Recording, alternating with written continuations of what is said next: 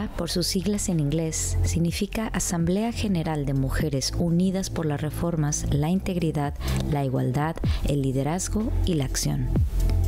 A lo largo de sus casi 40 años de historia, la mayor alianza femenina de Filipinas ha llegado a significar la lucha colectiva de las mujeres por sus vidas, sus derechos y un futuro mejor para la nación.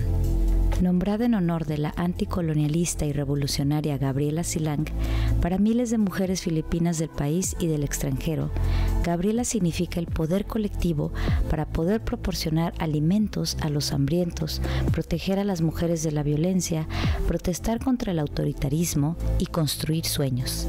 Sus miembros son campesinas y pescadoras, mujeres indígenas, mujeres empobrecidas de las zonas urbanas, trabajadoras de fábricas y del sector informal, migrantes en el extranjero, profesionales y otras mujeres que buscan un cambio radical. Gertrudes Rango Libang, presidente de Gabriela Filipinas, habla orgullosa de los logros de la organización. Isang achievement yan is ngayon, alam na ng mga tao kung ano ibig sabihin ng violence against women. Noon hindi nila alam kung ano yan. Alam na rin nila kung ano yung Marso 8. Pero isa siguro sa talagang napakalaking naging contribution namin ng Gabriela ay yung paglalagay sa kaisipan, sa kamalayan ng kababaihan na sila ay may karapatan, na hindi lang sila basta babae. At dahil may karapatan sila, pwede silang magsama-sama upang ipaglaban ang karapatan na iyan at upang ipaglaban ang mga issues na kinakaharap nila na lalong lumalala habang ang ekonomiya ng Pilipinas ay bumabagsak. Los grupos Gabriela se organizan en muchos niveles. Dirigen una escuela sin muros para concienciar sobre los problemas a los que se enfrentan las mujeres. Ofrecen clínicas gratuitas, servicios psicosociales y de asesoramiento a víctimas y supervivientes de violencia de género y violaciones de derechos humanos, así como servicios jurídicos y de acompañamiento. Se organizan con mujeres trabajadoras y distribuyen alimentos y ayuda en caso de catástrofe. Pero más que prestar ayuda, Gabriela apoya a las mujeres para que ellas mismas definan lo que necesitan y se organicen para conseguirlo, especialmente entre los sectores más marginados. In the Philippines, when you say Gabriela, it has become synonymous with fighting for or defending women's rights. Gabriela was able to organize tens of thousands of women and able to influence millions more. So these tens of thousands of women are all women human rights defenders. Ang kalakhang mga miyembro ng Gabriela sa lugar o sa komunidad ay mas mga kababaihang maralita na kung saan ay nakatali sa loob ng bahay sa pag-aalaga ng kanilang mga anak at itong mga kababaihan din na mga naglalabada, mga nagtitinda ng mga kung ano-anong mga mapagkakitaan, sila yung mas madalas nating nakakasama at nakakatuwang sa pag-uorganisa ng iba pang mga kababaihan sa komunidad. Filipinas es un entorno hostil para las mujeres organizadas. Los salarios filipinos son bajos, los empleos escasos y la migración elevada. Tapos ngayon, ang bilis-bilis ng pagtaas ng presyo ng mga bilihin, hindi talaga makaangkop yung sahod. Actually, yung pinakamataas na minimum wage ay dito sa may Kamaynilaan na 570 pesos. 47% lang yan ng kailangan ng isang pamilya para mabuhay. Una serie de gobiernos autoritarios han puesto en el punto de mira a los movimientos filipinos de mujeres y de justicia social. Gabriela se enfrenta a lo que en el país se le denomina como etiqueta roja. Las fuerzas gubernamentales, especialmente el infame Grupo de Trabajo Nacional para acabar con el conflicto armado comunista local, acusa sistemáticamente a los miembros de Gabriela y de otras organizaciones de base de ser comunistas. Líderes han sido asesinados y el gobierno ha metido a cientos en la cárcel y reprimido movimientos por los derechos básicos, especialmente los derechos indígenas y la defensa de la tierra y el territorio. yung mga babaeng malakas ang loob para lumaban, no? Ang kinakaharap naman nila ngayon ay yung red tagging. Grabe na red tagging na tinitingnan sila bilang terorista, bilang red, no? Pulahan at tinitingnan na yung kanilang pagsasabi o kaya pag-complain nila tungkol sa nangyayari sa kanila o yung pag-demand nila, mga hinaing, sa boses ng hinaing nila, tinitingnan bilang paglaban nila sa gobyerno. Pero wala namang talagang ganon. Ang gusto lang naman nila ay makakuha ng kahit na konting alwan para sa buhay ng kanilang pamilya. La pandemia de COVID-19 acabó con las vidas de personas que vivían en precariedad. Debido a las restricciones del COVID, la economía filipina se redujo un 9.5% en el 2020. El bloqueo militar ordenado por el gobierno paralizó muchas actividades económicas. En el primer bloqueo, en marzo del 2020, la economía cayó un 16.9%. At pag bumabagsak ang ekonomiya, ang talagang bigat niyan ay sa kababaihan. Dahil syempre, kababaihan, sila naman yung nakatoka sa Philippine society. Kababaihan, ang role nila basically is tiyakin na may pagkain ang kanilang mga anak, pati ang kanilang mga asawa. No? Kasi kung ang asawa nila ay hindi nakakain, hindi naman siya makakapagtrabaho sa araw-araw. No? So, sa kanya yung kaya nga, pag tinanong mo sa community, paano kayo nakakaangkop? Sabihin na, ay diskarte lang yan. Ano yung sabihin ng diskarte? Whether sila ay merong formal na trabaho na 8-hour, hahanap pa rin sila ng ibang mapapagkakitaan. La respuesta militarizada del gobierno de Duterte a la pandemia duplicó los riesgos.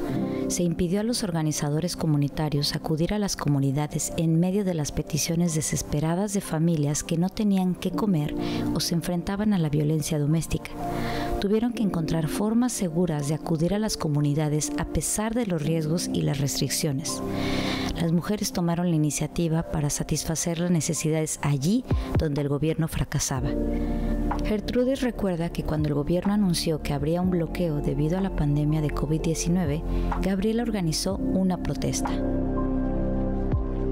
Kasi sinasabi namin na ganyan, bakit militarist, bakit lockdown, bakit militarist ang gagawin na solusyon, samantalang medical naman talaga ang COVID-19, ano? At yung sinasabi namin, yun na nga yung nangyari, no? Nagkaroon ng lockdown, yung mga kababaihan ay hindi makalabas ng bahay, yung kanilang mga asawa hindi makalabas ng bahay, maraming hindi nakapagtrabaho, hirap na hirap sila, at yung sabi ng gobyerno na bibigyan sila ng ayuda, halos 1 buwan bago sila nabigyan ng ayuda. Meanwhile, yung mga tao nagugutom, ganun ginawa ng kababaihan, sila mismo yung kumilos. Los paquetes de alimentos del gobierno eran insuficientes y la distribución estaba desorganizada y era discriminatoria, sobre todo al principio. Faltaban medidas sanitarias básicas. Al mismo tiempo, la presencia militar y policial se convirtió en un hecho.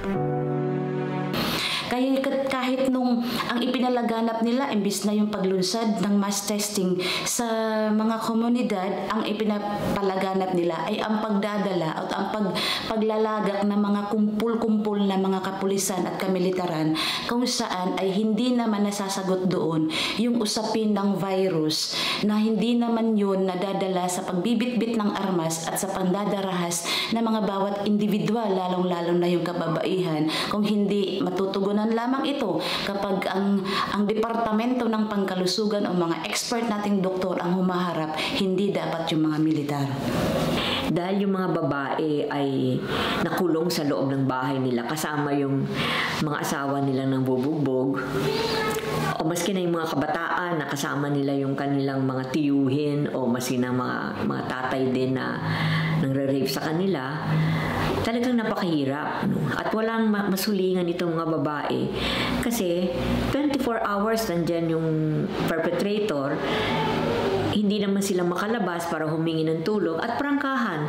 Kahit na lumabas sila, wala naman sa kanila magbibigay ng tulong dahil marami naman sa mga maski na yung sila yung merong in charge ng mga Valdez sa mga barangays, ang tutok nila ay itong pagbibigay ng ayuda konektado sa pandemya, no? So wala silang mahinga ng tulong. So yan yung kabilang sa yan ang isa, no, yung pagdating sa violence against women. Aunque las mujeres y las organizaciones comunitarias trabajaban horas extra para hacer frente a la crisis, el gobierno respondía a menudo reprimiéndolas. Gertrudes Rango Libang da 2 ejemplos de cómo se detuvo a miembros de Gabriela que ayudaban a las comunidades. Uno fue en Mariquina, donde los miembros de Gabriela se unieron a los partidarios de los conductores de jeepney que estaban sin trabajo debido al bloqueo y pidieron ayuda a los coches que pasaban por las calles el 1 de mayo del 2020. Como en las pancartas se leía asistencia, no cierre, el gobierno los acusó de oponerse al cierre y los detuvo, aunque solo pedían ayuda. Su caso pasó a conocerse como los 10 de Mariquina, entre los que se encontraban 2 miembros de Gabriela que trabajaban en las comunidades. Finalmente liberaron a los detenidos, pero el incidente les causó un trauma duradero. El segundo ejemplo refleja los arraigados prejuicios contra la comunidad LGBTQ que existen en la sociedad filipina. Gabriela se unió a los grupos LGBTQ y organizó una protesta durante el mes del orgullo en junio del 2020. Esto para denunciar la discriminación en la distribución de la ayuda para la pandemia. Los miembros de la comunidad LGBTQ no tienen derecho a recibir paquetes de ayuda, ni siquiera como cabezas de familia, porque no estaban casados con sus parejas.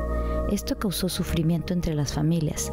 Los manifestantes del orgullo también criticaron al gobierno filipino por la respuesta militarizada a la pandemia y la ausencia de ayuda y apoyo a su pueblo. Su marcha ni siquiera pudo llegar a su destino, ya que la policía los dispersó violentamente y detuvo a los manifestantes.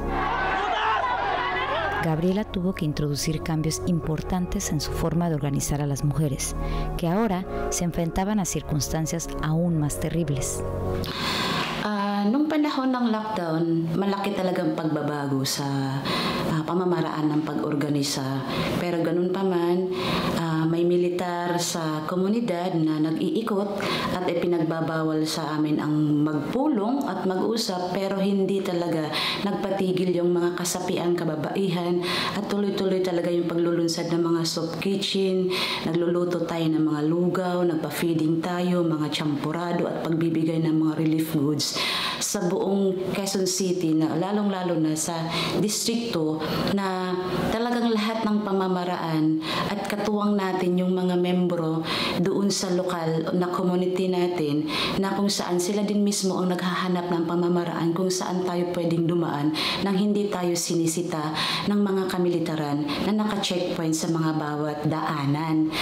Nalingid man na merong pandemya nung panahon na yun, ay hindi sila natatakot at kakibat doon yung pag-iingat at yung kaalaman natin paano natin ma-prevent ng pagkalat ng COVID-19, at ganoon din kabahagi din natin sila sa pagpapalaganap ng impormasyon paano natin makukuha ang COVID-19 at paano natin ito maiiwasan. Kumaharap kami sa napakaraming challenges nung pagpasok ng pandemya, kasi bago lahat ng kailangang aralin yung mga bagong pamamaraan ng organizing sa mga kabataan tsaka sa mga kababaihan. Kasi all throughout the years na naging aktivista ako, naging Gabriela ako, talagang on ground yung way or mode of organizing. So, yun, nag-adapt kami dun sa paglulunsad ng mga activities sa online, yung mga online discussions, minaximize namin yung iba't ibang mga platforms sa online. Pero, syempre, hindi rin dun natali yung kagustuhan nating mag-organize. So, nag-attempt din tayo na talagang pumunta na sa mga communities para makipag-usap, alamin yung sitwasyon nila, lalong-lalo na pandemic, naka-lockdown yung buong mga komunidad, naka-lockdown yung buong bansa. inattempt natin na puntahan yung mga bahay ng current members natin para kamustahin sila at alamin din kung ano yung maaaring maitulong o paano natin sama-samang malalampasan yung pandemya. Ang mga aral na natutunan namin nung panahon ng pandemya, di syempre yung pag-adapt dun sa changes. Kasi palagi naman yung mga pagbabago kailangang mag-adapt dun sa mga di inaasahang pagbabago, lalong-lalo na nung pagpasok ng pandemya. Gabriela protestó frente al Congreso durante el cierre para exigir la entrega de ayudas económicas. Se dirigieron al Departamento de Bienestar Social y Desarrollo para exigirle responsabilidades por los fallos. También celebraron concentraciones en sus comunidades locales. Las organizadoras de Gabriela descubrieron que su carga de trabajo aumentaba, ya que la necesidad de servicios de socorro, educación popular y protección aumentaba entre las mujeres. Organizaron cocinas comunitarias, explicaron qué era la pandemia, crearon murales con imágenes que explicaban el COVID-19, porque los residentes no podían salir y porque era importante el uso de mascarillas y lavarse las manos. Utilizaron el sigilo, la creatividad y la audacia en su enfoque organizativo durante los estrictos cierres patronales. La negligencia e insensibilidad del Estado causó dificultades extremas, pero también resultó ser una motivación para la organización. Sa panahon ng lockdown, marami talagang mga individual na mga kababaihan, lalo kilala tayo bilang isang Gabriela organizer, na kumakatok talaga sa bahay kahit gabi, humihingi talaga ng kahit kaunting bigas, na makain lang nila ng kahit isang kainan, kahit yung sarili kong ayudang natatanggap mula sa mga LGU, ay ibinibigay ko talaga sa kanila dahil mas higit na nangangailangan sila kaysa sa amin. At pinaghahati-hati ko talaga yung ayuda na meron tayo para mairaos lang din nila yung isang kainan nila para kinabukasan ay maghahanap ulit sila kung saan sila makakain. Kainan nila na imbis na sana yung national government ang nakakakita at ganoon ang obligasyon at responsibilidad na sinasalo ng mga individual na kababaihan sa lipunan. Sa hanay ng mga kababaihan upang papanagutin yung pagiging inutil at kapabayaan kapalpakan ng gobyerno sa panahon ng lockdown at yung pag-discriminate sa hanay ng kababaihan at hindi pagtugon dun sa paglaganap ng mga abuso na binabaliwala ng national government, yung mga sumbong, yung mga complaint, mga reklamo ng mga kababaihan, yung nakakaranas ng pang-aabuso sa panahon ng lockdown. Kaya malaking ambag siya doon kung paano napapalawak yung pag-uorganisa, yung galit ng mga kababaihan sa gobyerno dahil sa isang palpak at inutil na gobyerno, isang pabayang gobyerno na hindi marunong kumakalinga ng mamamayang Pilipino. Kaya lumawak ang hanay ng kababaihan sa komunidad at nakakapag-recruit tayo ng mga bagong miyembro sa panahon ng lockdown dahil sa galit nila sa kapabayaan ng gobyerno. Las miembros de Gabriela saben que ser una mujer líder y organizarse con mujeres incurre en enormes riesgos en una sociedad patriarcal y militarista. Ang involvement ko sa kababaihan ay sa issues ng kababaihan ay noong nandun ako nag-organize ako sa community, nagtataka ako dahil pagdating sa pag-uusap at pagbibigay pansin sa issues sa community, farming community yun, mga babae talaga yung napaka-aktibo nila. Pag pinakilos mo, sila yung kumikilos, sila yung tumutulong. Pero pag pinag-usapan na, buuin na natin ang isang formal na organisasyon, ayaw ng mga babaeng sila ay maging officers. Yung mga asawa nila ay tinutulak nila para maging officers. At isang bagay talaga yun na para sa akin ay, bakit nga ba?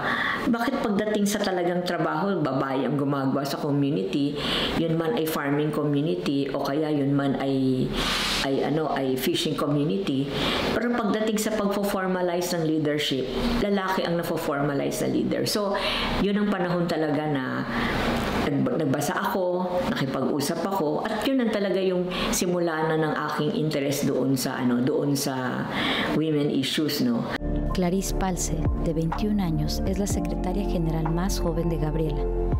Kaya hanggang ngayon, syempre nag-struggle, pero tuloy-tuloy yung pakikipagkaisa natin dun sa mga magulang, di ngayon, hindi man buong-buo pa yung loob nila kasi dala na rin yun ng takot kasi yung context ngayon, matindi yung crackdown, matindi yung red tagging sa Gabriela, yung mga leader kababaihan ng Gabriela sinasampahan ng mga gawa-gawang kaso.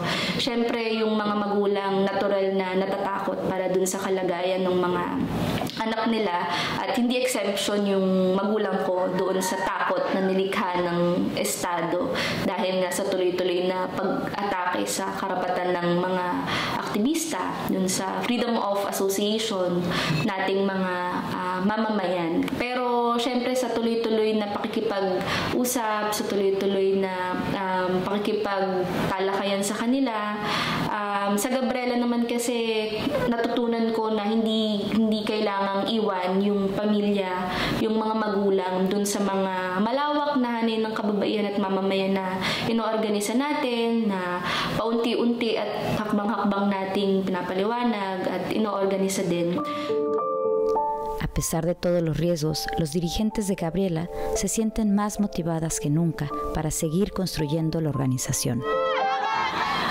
Ang nag-motivate talaga kung bakit nagpapatuloy kami sa hanay ng kababaihan na mag-organisa at magmulat ng kababaihan dahil sa matindi ang karahasan at tumataas yung bilang ng karahasan ng mga kababaihan sa lipunan at nananatili at lumalala yung sistema na mababa ang tingin sa mga kababaihan.